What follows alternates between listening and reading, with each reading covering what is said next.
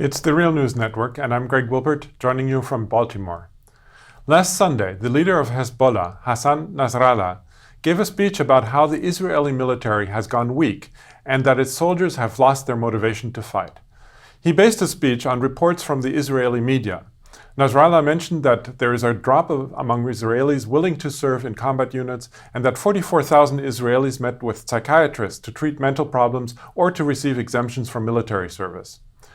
During the week, virtually every Israeli newspaper and television channel reported on Nasrallah's speech, often praising his analytical ability and his familiarity with Israeli sources, but also challenging his conclusions. Since the Israeli invasion of Lebanon in the summer of 2006, there were no major confrontations between Hezbollah and the Israeli military. While Israeli forces were mainly busy enforcing the siege of the Gaza Strip and repressing protests of unarmed Palestinian civilians, Hezbollah has heavily engaged in the civil war in Syria, and there are reports that between 1,500 and 2,000 Hezbollah militants were killed in Syria. In Nasrallah's opinion, the reason there has been no confrontation for 12 years between Hezbollah and the Israeli military is that Hezbollah has effectively deterred the State of Israel from engaging them. Joining me now to discuss the state of the Israeli military and their relationship to Hezbollah is Shir Hever. Shir is a Real News correspondent based in Heidelberg, Germany, and his most recent book is The Privatization of Israeli Security, which was published by Pluto Press in 2017. Thanks for joining us again. Thanks for having me, Greg. So, has the state of Israel been deterred by Hezbollah? What do you say? I think the deterrence is traced back to the Israeli invasion of 2006. That is an invasion that has been really marked by the Israeli society as very traumatic. And in fact, all of the senior Israeli politicians and generals that were involved in that invasion have taken a heavy loss to their political and military careers, and most of them are now out of the public eye anymore. And this is, in fact, an example, I think, of how the Israeli military has changed in a way very similar to what Nasrallah is saying. That when the Israeli soldiers marched into Lebanon in 2006, they expected the kind of confrontation that they're used to in fighting against Palestinian civilians. I wouldn't even say fighting against, because it's more about repressing Palestinian civilians and making arrests and so on. They were just not used to somebody firing back at them. And the soldiers then immediately stopped whenever they were sustaining fire, and took cover and asked for backup, because that's what you do if you're a colonialist soldier in the West Bank or in Gaza. But this is not what you do if you're invading a foreign country. And because of that, their progress was very slow. They sustained heavier casualties than the Israeli public was really willing to sustain or agreed to sustain. And it was something that the Israeli government really saw as a failure. And as a result, the Israelis were indeed very cautious about inflaming another confrontation along the northern border with Lebanon. So in that sense, Nasrallah is absolutely right. Hezbollah has been successful in deterring the Israeli military. But I think it is also very interesting to note that this language to say that Hezbollah is successful in deterring the Israeli army is directly borrowed from the Israeli vocabulary, because it is generations of Israeli generals who explain that Israel has to go on various military operations in Lebanon or elsewhere in order to deter their enemies. And now I think the tide has turned in the other direction. So what are the sources that Nasrallah was quoting from in the Israeli media? And do you agree that there is a drop in morale among the Israelis to serve in combat roles? The main source I think that he was quoting is a very fascinating article that was published by Yitzhak Brik. And Yitzhak Brik is the chief controller of the Israeli military, the man who's supposed to receive complaints from soldiers and officers about things that they think are not done properly in the military. And he wrote a very unusual piece for Haaretz newspaper, because usually these kind of soldiers and officers are not supposed to talk about what's happening inside the military in the public. And I think the most interesting thing about Yitzhak Brik is the fact that he is possibly the oldest serving soldier in the Israeli military. He is now 70 years old.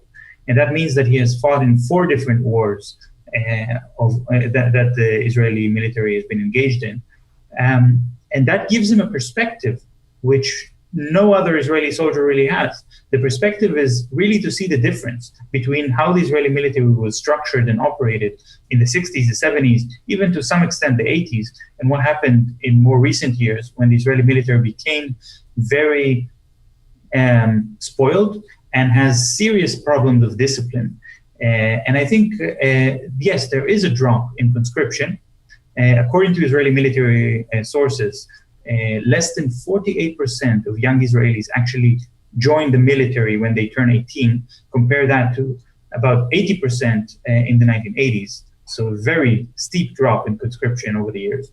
And also when it comes to what exactly the soldiers expect from military service, how much are they willing to sacrifice? How much are they willing to put their lives at risk for the national cause? And what Yitzhak Brik in his article did not mention is that there are two reasons for that. Reason number one is the neoliberal transformation of the Israeli economy. Israel has ceased to be a welfare state. And because of that, when the government says to the public, you have to take care of your own fate and your own future, then of course, young Israelis are saying back to the government, so why should we sacrifice our best years for the military? Why should we join the military? We will find a way to avoid military service and find a job instead, or go to university. And the second reason that Yitzhak Brik is missing is the settler colonial nature of the Israeli society. And that's a very important point, because the generation of Yitzhak Brik, his generation, are the people who were the so-called pioneers of the Zionist movement, who established the state and fought for it, believing that they're creating something for themselves. The next generations, and this happens in any settler colonial situation, such as in the United States, Canada, Australia, and so on, the future generations believe that they're entitled to this country that belongs to them, and that they are somehow the princes that inherited that territory, and that they shouldn't be expected to make sacrifices like their parents and grandparents did. And therefore, they don't really expect military service to be a place where they sacrifice. They expect military service to be a jumping board for a career, maybe in the high-tech sector, or to make money. And when that doesn't happen, they just leave the army. Just a quick question of clarification. My understanding is that Israel has a draft that everyone is required to serve in the military. So how can it be that only 40% end up serving? Are the rest conscientious objectors, or has the draft been eliminated? So actually it is just under 48% of young Israelis who are joining to the military service. And yes, you're correct, draft is mandatory in Israel still. However, there are many ways by which young Israelis avoid military service. And there are people who receive exemptions based on religious reasons, people who have various social problems, for example, for drug abuse and so on. Women are slightly, or not slightly, but significantly more able to use religion or even conscientious objection as a reason not to serve in the military. But I think the vast majority of young Israelis who avoid military service do so by pretending to be crazy, or by speaking to a psychiatrist, just like Nasrallah said. And in fact, even many of the ultra-Orthodox religious Jews who refuse to serve in the army for a combination of religious and political reasons often find it easier to speak to a psychiatrist and convince a psychiatrist that they're mentally unfit for service than to go through that official process. And as a result, really, most young Israelis are just not enlisting anymore. So finally, Iran supports Hezbollah, and Israeli Prime Minister Netanyahu is virtually obsessed about Iran as a security threat to the state of Israel. So why is the Israeli government more tolerant to what it considers to be an Iranian presence on its border than it is to Palestinian resistance movements that are far less dangerous to Israeli security? The basic flaw in the Israeli argument that Hezbollah is an arm of Iran is that if really Hezbollah was nothing more than a group of mercenaries, a payroll of the Iranian government, they would not really have been able to fight so ferociously against the Israeli military. The reason that they're fighting so well and are very effective is because they are defending their homes. These are still Lebanese people. And Hezbollah has been successful in being popular in Lebanon. They're not just a military force, but they're also a political party with a lot of popular support because they are much more effective in defending the Lebanese borders than the Lebanese military. And this is something that the Israeli government is very frustrated about. And they try to delegitimize Hezbollah by saying that it is actually nothing more than a branch of Iran. But this is not the case. And we've seen that when the Israeli government tried to copy that kind of model that they are attributing to Iran and to say, why don't we also have a mercenary force that we finance and will fight for us in Lebanon or in the occupied Palestinian territory, then these policies fail miserably. And in fact, in the year 2000, the Israeli mercenary force that was established on the Lebanese soil, the South Lebanese Army, has collapsed. They were not able to fight against Hezbollah, and they were not willing also to die for Israeli security. And that's really the problem with the logic of this accusation by the Israeli government against Hezbollah.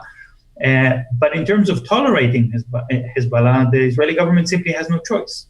Hezbollah is just too strong, and they're not able to convince young Israelis that they need to sacrifice their time and put their lives at risk in a deep invasion of Lebanon to try to uproot Hezbollah, which is very deeply rooted in Lebanon.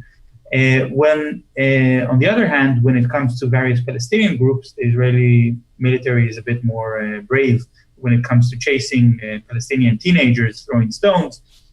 Then they're a bit, they feel like they're not really putting their lives at risk. But I think Palestinians are very aware of this distinction. A lot of Palestinians are watching the Hezbollah television channel, Al-Manar, to be inspired by the various resistance strategies developed by Hezbollah. And one thing that they have learned from Hezbollah is that in order to defeat the Israeli military, it's not about having a better technology, more sophisticated guns or artillery than the Israeli military has, but it is really about a willingness to